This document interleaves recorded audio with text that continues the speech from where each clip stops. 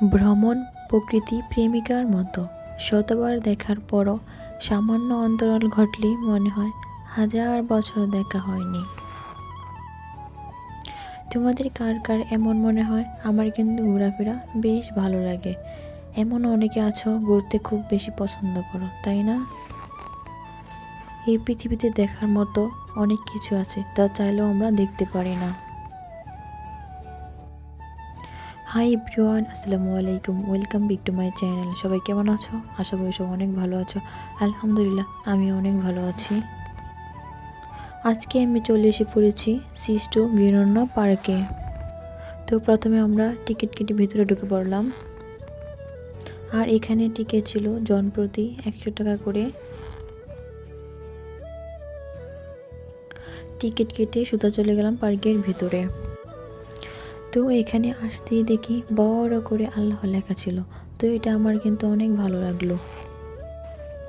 এখানে আবারও দেখি একতলা দোতলা করে গাছ লাগানো।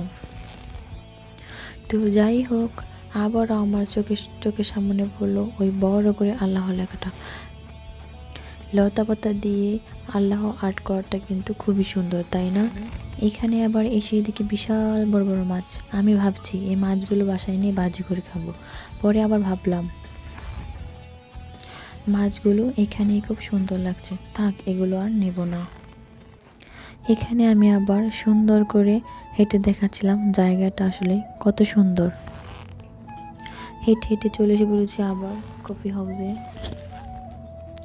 এসেছিলাম এখানে কফি খাওয়ার জন্য, কিন্তু এখানে কফি খাওয়ার মতো কোনো দোকানই পাচ্ছিলাম না। আমার মনটা খুবই খারাপ হয়ে গেছে। শুধু শুধু দেখি ঘরগুলো পড়ে আছে। আচ্ছা, এটা কি কোনো কথা? যাই হোক, মনে আনন্দে কিছু ভাব দেখিয়ে চলে এসে পড়লাম। এখানে আবার দেখি বিশাল বড় বড় লতা পাতা দিয়ে নাকি লাভ বানানো। মানুষের মনটা যদি এরকম হতো।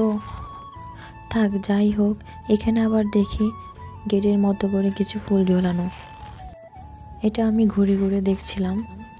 এখানে দেখি কত কত ফুলের চারা লাগানো। এখানে আবার দেখি একটা রিসোর্টও ছিল। রিসোর্টটা কিন্তু ভিতরে খুবই সুন্দর। এখানে আবার এসে দেখি বিশাল বড় একটা ব্রিজ। এই ব্রিজটা কিন্তু কিছুটা পদ্মা সেতুর মতো দেখতে। আসলে কিন্তু এটা পদ্মা সেতু না, এটা একটা ব্রিজ ছিল। তো ব্রিজটা আমি ভালোভাবে দেখছিলাম। এই পার্কের ভিতর কিছু জায়গা নিয়ে নদীর মতো এরিয়া ছিল, তার পাশে বিভিন্ন রকমের রিসোর্ট ছিল।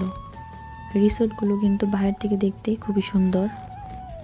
এই নদীর পাড়ে টাইসের মতো কিছু জিনিস দিয়ে খুব সুন্দর করে ডিজাইন করা হয়েছিল। এখানে আবার বসার জন্য জায়গাও ছিল। জিনিসটা কিন্তু খুবই সুন্দর। এখানে আবার কাঠ দিয়ে খুব সুন্দর করে ঘাট তৈরি করেছে।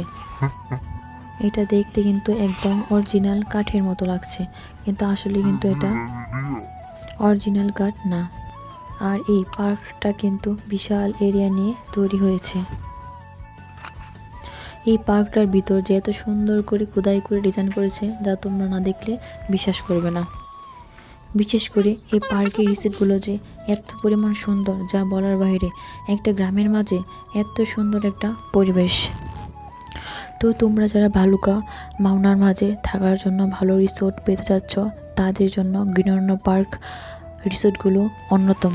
তো যাই হোক, আজকে ভিডিওটা যদি তোমাদের ভালো লেগে থাকে অবশ্যই লাইক, কমেন্ট, শেয়ার করে দিও। সবাই ভালো থেকো, সুস্থ থেকো। আল্লাহ হাফিজ।